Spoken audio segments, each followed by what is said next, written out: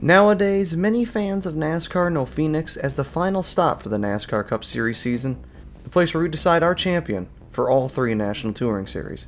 Along with that prestigious honor, Phoenix also hosts a second Cup day earlier in the season, currently playing as the final stop on the signature West Coast swing. Phoenix was not always a NASCAR track though. The history of the speedway goes back to even before it was built, as the land that the track currently sits on was the original survey marker for what would later become Arizona. But for the track itself, the classic dog-legged 1-mile oval was built in 1964. The dogleg was added to the track to help with the construction of the additional road course layout that the builders wanted to add to it. The track became a staple for West Coast open-wheel racing. The Copper World Classic became a marquee event for USAC Midget and Silver Crown cars, and in 1977, the Winston West Series began its yearly tradition of racing at the oval. From 1977 to 1984, Hall of Famers Cale Yarborough, Richard Petty, and Bobby Allison all won Winston West races there. And finally, in 1988, the track was given its first Winston Cup Series event. This was the first Phoenix Cup race.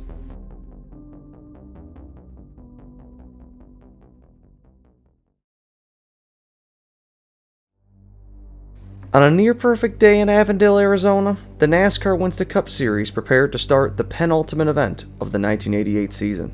Jeffrey Bodine started on the pole for Rick Hendrick in the 5 car, and Rusty Wallace, the winner of the last 3 consecutive races, starts to his outside. Wallace is one of the few drivers that are currently among yet another close championship fight, as he trails points leader Bill Elliott by only 79. Also among the field is many competitors from the Winston West Series. Of the Winston West drivers are points leader Roy Smith, Bill Schmidt, Chad Little, NASCAR legend Herschel McGriff, Jim Bown, and Gary Collins. While this does count for a West race, it also counts as a Cup race, meaning all these drivers will be credited for Cup results as well. The same goes for Cup drivers getting credited for Winston West Series results too. With a sold-out crowd ready to watch a 500-kilometer event, the field goes green. And the grandstands are packed. We are set to go for an afternoon of exciting racing in Phoenix, Arizona. Here comes Jeff Bodine and the others down for a start. Rusty Wallace on the outside of the front row. The green flag waves, and here we go. Everybody quickly single files out in the turn 1, and Wallace and Bodine race down the backstretch. Rusty tries to look for the lead on lap 1 and nearly causes disaster off of turn 4. Jeff Bodine saves it and leads lap 1, but now Rudd applies the pressure to Rusty. Rusty finally clears to take the lead, and soon after he does, Davey Allison begins to slow in the backstretch. The team fears he may have broken an axle, but quickly recovers to full speed. The cars begin to establish space between one another, and the top 3 yard everyone else. The broadcast has to cut away in the opening laps to show the finale of a tennis match, but the tape keeps going. Rudd starts to show speed on Bodine and begins to try and pass him for second, but as soon as he does so, the first caution comes out for Brett Bodine blowing an engine. Nobody at the front pits, and again the race goes back green.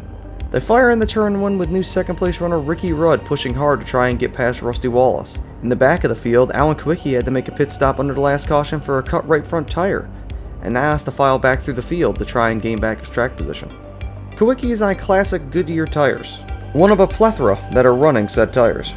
The drivers who are running Hoosiers are Ken Schrader, Trevor Boyes, Roy Smith, Ken Bouchard, Johnny Rutherford, and Greg Sachs. Not long after the green flag is waved for the first caution, the second caution comes out, for Derek Cope and Jimmy Means going around in turn 2. Bill Elliott comes down the pit lane to also take 4 tires under this caution, as he felt that he might have had a tire going down. Bill now will also be starting at the back of the field, compromising his precious 79-point lead. The man he's fighting for the title leads them back to the green on lap 27. And Dale Earnhardt works his way up to 5th on the restart, with Bodine now pressuring Rudd once again.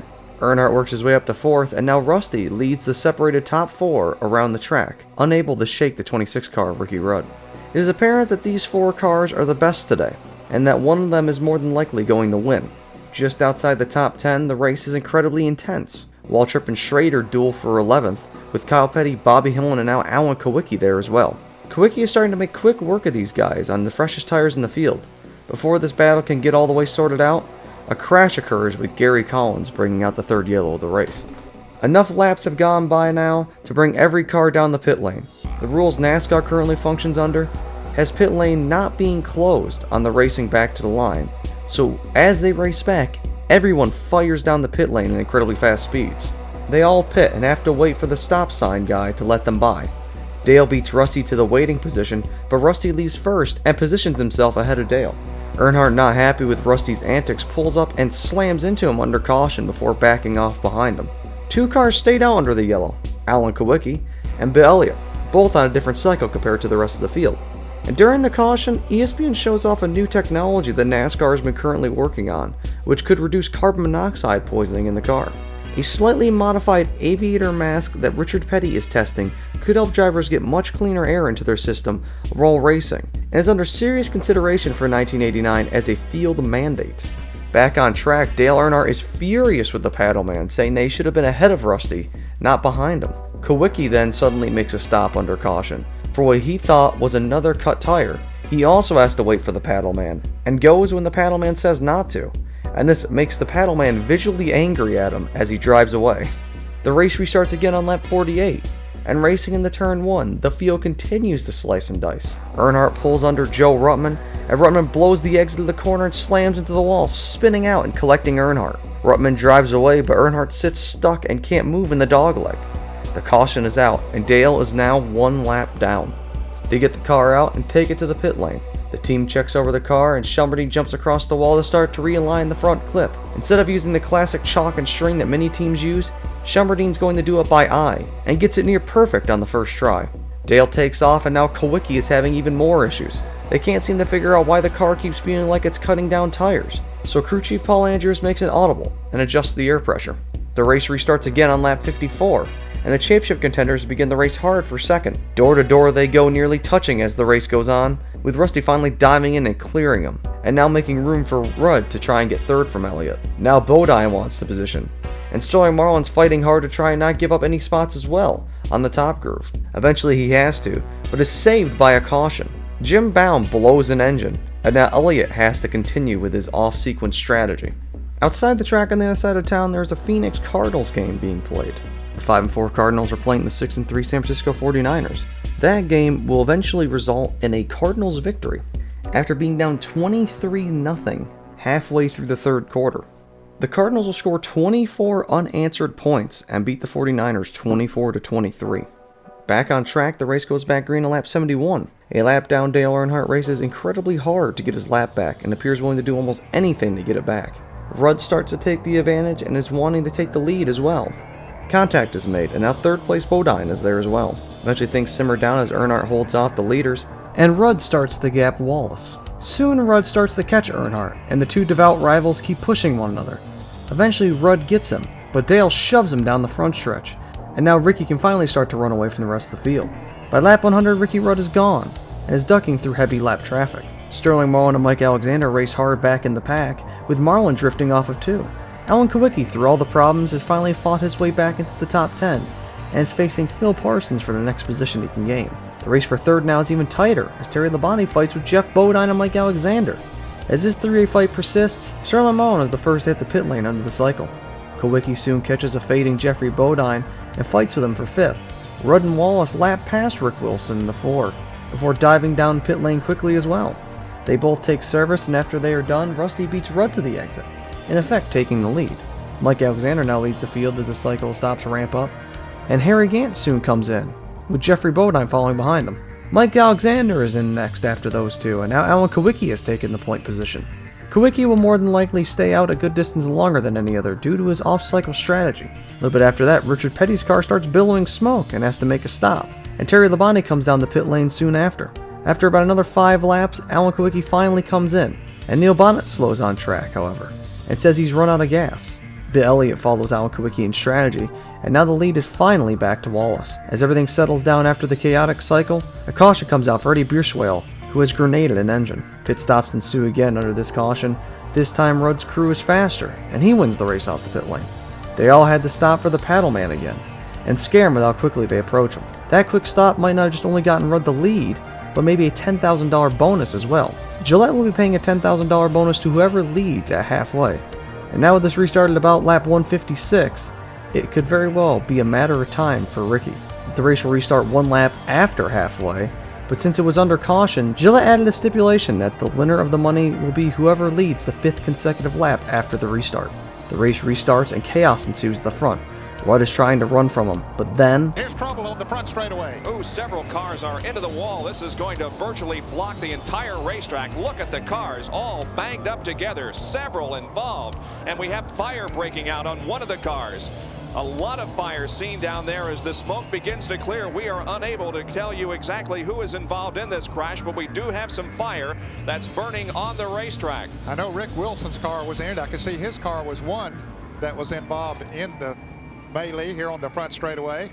The biggest pileup of the day occurs when Johnny Rutherford and others spin to block the front stretch. Rutherford climbs out of his burning car and books it to the pit lane. Rick Wilson's car is killed and Mark Martin is out of his as well. Mark Martin has run that car 6 times this year, and in 5 of those races, he's crashed. Rick Wilson expresses discontent for Greg Sachs and blames him for the crash, saying that he was impatient early on. The crash has caused now an over 15-lap long caution, not taking a red flag. This caution is so long that Michael Waltrip is able to repair his car and come back out on track. Finally, after nearly 20 laps, the field gets the 1 to green on lap 176. They race hard for second as Rudd continues to run away. They finally run 5 consecutive laps and Rudd gets the $10,000 bonus. Nearly 30 laps after the actual halfway mark. The race is now finally beginning to settle in, but mechanical issues are now becoming apparent. Mike Alexander from 4th place has engine issues and has to come in. Dale Jarrett starts billowing smoke and is black flagged to come in, and the field is getting incredibly spaced out. The tightest battle is for 4th between Kulwicki and Bodine, but eventually Allen gets him. During the long run, Dr. Jerry Punch does a segment on the famous hill that fans sit on to watch the event. The classically named Monument Mountain. I guess Rattlesnake Hill sounds cooler. After Alan Kulwicki disposes of Jeffrey Bodine, he catches 2nd and 3rd Labonte and Wallace, trying to take the positions from both of them. He eventually does get 2nd, but Rudd is long gone from them all. Jim Sauter eventually has an engine let go, but is able to get off the track. With roughly 90 to go, Rusty Wallace comes in unexpected with a right front tire flat and changes tires along with a full tank of fuel. There is one problem, however, now for Rusty. He can likely not make it on gas due to his car's notoriously poor fuel pickup. About 10 laps later, Rudd comes in with 78 to go and hands the lead over to Kulwicki. The Larry McReynolds led team put up a phenomenal stop and come out with the intention to make it to the finish now on fuel. Kulwicki continues to stay out, however, as more and more make the trip down the pit lane. Finally, on lap 248, Kulwicki makes his stop and officially puts Rudd back into the lead with an over 8-second lead. Meanwhile, Rusty Wallace's team isn't sure if they can make it on gas. Harold Elliott, the engine builder, says the team can make it on fuel, but the computer says they are 6 laps short.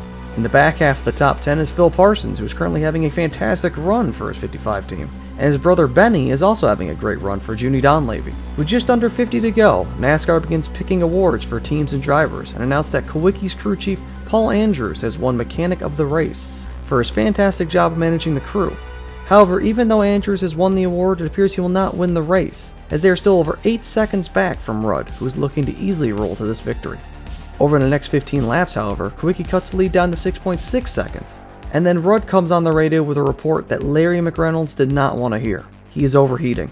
19 to go, and the lead is down to 5.6 seconds. The car is now visually smoking, and it continues to do it more and more with every lap. 17 to go, and the lead is now 4 seconds, with Rudd's car ready to explode at almost any moment. And with roughly 15 to go, it lets go. Hoping that and Rudd is slowing down. This is it. Rudd is slowing down. He's coming into the pits. Obviously, something has gone wrong with that car. As we indicated, overheating may be the problem in any case. Here comes Ricky Rudd into the pits with 16 laps to go, and let's go to Dick Berggren. Alan Kulwicki is now eyeing his first career win with only 4 full-time employees on his team. In his 85th attempt, the nerves are absolutely pegged, and for the college grad with a mechanical engineering degree, it's looking like the ultimate payoff is minutes away. His friend Rusty Wallace has to pit with 4 to go, and comes right back out on track, right ahead of his friend. As they both roll to the white flag, Kulwicki eyes his first career victory. No chances of becoming involved in any kind of an incident, as he is on his last lap now with about a half mile to go before his first Winston Cup victory ever. And it comes at Phoenix International Raceway in the inaugural event here. Alan Kulwicki from Greenfield, Wisconsin, in his 85th start on the Winston Cup Series. Here he comes out of corner number 4. Rusty Wallace a little bit loose coming off here. They're going to cross the line just about side by side, but it is Alan Kulwicki winning the inaugural Checker 500 from Phoenix International Raceway. Alan Kulwicki does it. The self-made man has achieved the ultimate goal, and won in the NASCAR Winston Cup Series. As Alan drives around the track, the TV broadcast interviews him on the radio, and after they do so, Alan does something nobody knows what to think of. He turns around and drives backwards before pulling in the victory lane. When they ask why he did so, Alan says this in victory lane. Jerry, take it away. Well, outstanding. Alan Kulwicki in the Z-Rex Ford, and he rode to victory on those Goodyear Eagles you just mentioned. And Alan, all I can say is Special K, congratulations, partner. Oh, it was a great day for us. And the Goodyear tires did work good for us all day. We had a couple of flats, but we came back, and the crew did a good job. And Paul Anderson and Randy Andrews, Bob Sutton, all the guys on the crew really deserve a lot of credit. That victory lap there is something I had thought about for a long time, and I wanted to do something special and never be another first win, and I just wanted them to give them something to remember me by. Alan, we were talking about that. The extra lap while you're talking to Bob Jenkins.